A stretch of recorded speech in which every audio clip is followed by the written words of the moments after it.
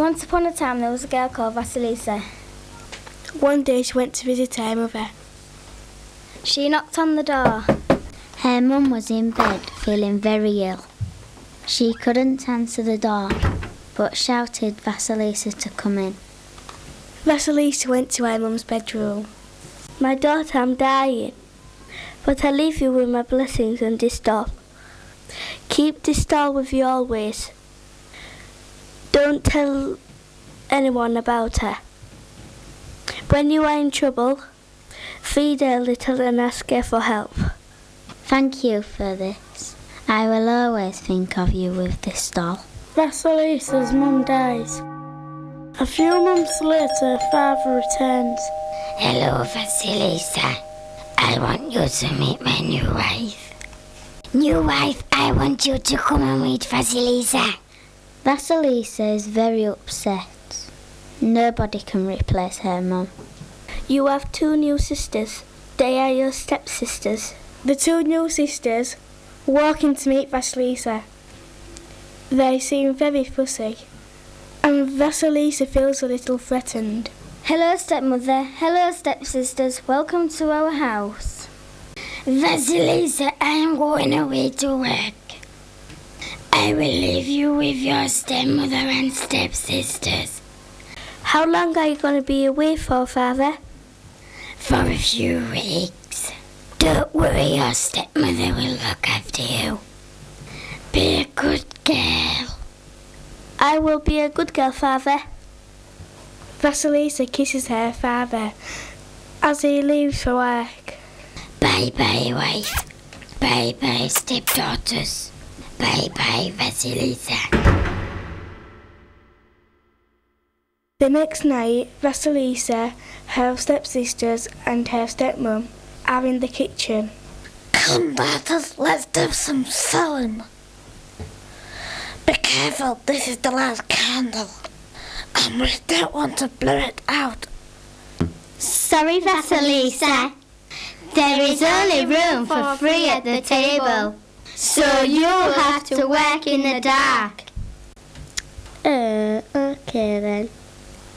Stepmother says, "I think I'll just go make a cup of tea. I'll be back in a few moments, girls. Be careful with that candle." Let's blow the candle out and blame it on Vaselisa. Mother, Vaselisa's blown the candle out, and we can't see. "You naughty girl. You will have to go to Baba Yaga's house to get some more light." "But stepmother, I didn't do it." "Don't be so cheeky, young lady. Go now and get some light."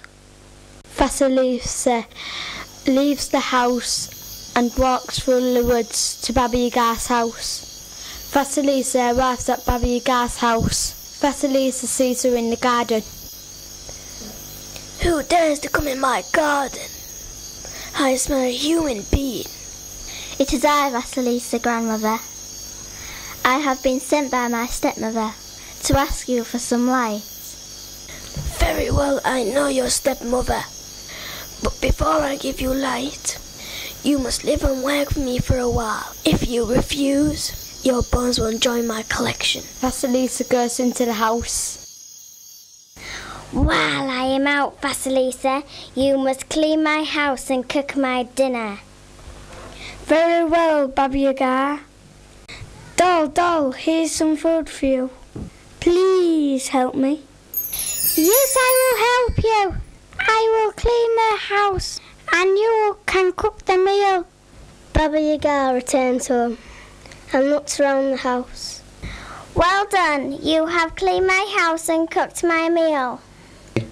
The next day, Vaselisa, today you must separate the corn from the grit while I am out and then cook my meal for me. Very well. Vaselisa gets out the door. Doll, here's some food for you. Please help me." Yes, I will help you. I will separate the corn from the grit and you cook the meal. Baba Yaga returns and looks around. Well done, you have separated the corn from the grit and cooked my meal for me. Next day. Vaselisa, today you must grind my wheat into flour and make some bread while I am out and then cook my meal for me. Very well, Baba Yaga. Vaselisa gets out the doll. Doll, here's some food for you. Please help me. Yes, I will help you. I will grind the wheat into flour and make some bread and cook the meal. Baba Yaga returns and looks around. Well done, Vaselisa, but tell me how you managed to do all the jobs I give you so quickly. Oh, it is by the blessing of my mother. Blessing, I will have no blessed people in my house. Here is the light. Take it and be gone. Never let me see you again. Thank you very much. Vaselisa runs out of the house, through the woods and all the way home. Where on earth have you been, Vaselisa? We've been without light for such a long time. We didn't think you was coming back. The stepmother looks at the light, and all of a sudden, she turns into a pile of scrumpled up newspapers. Next, the stepsisters look at the light, and just like the stepmother, they too turn into a pile of scrumpled up newspapers. Vaselisa can't believe her eyes.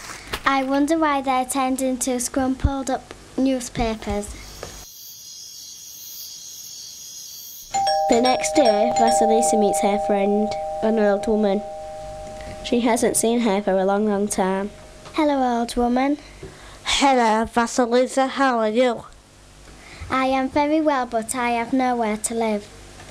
You poor girl. You can come and live with me in my house and help me weave flax to make silk shirts for the kid. Oh, thank you, old woman. I'm so grateful for your help. I don't know what I would have done without your help. Vaselisa goes to the old woman's house to weave and sew shirts for the king. The old lady is very happy at the shirts that Vaselisa makes. She's so happy she takes them straight to the king. Here are your new shirts, your majesty. I think you will be very happy with them. Thank you, they are very beautiful. The silk is very fine and the sewing is excellent. Who has made these shirts, old woman? She is very skillful, and I am sure she must be very beautiful. Her name is Vaselisa, and you are right, she is very skillful, and also very, very beautiful. I think I must meet this Vaselisa. I don't think I'll be disappointed. Vaselisa comes to the palace. You are the most beautiful girl I've ever seen. Your blonde hair, your perfect complexion. You are so beautiful and pretty. Will you marry me? I would be so happy if you said yes. Of course I will, Your Majesty. The king and Vaselisa are married. And like all fairy tales, they lived happily ever after. You may be wondering what happened to Vaselisa's father.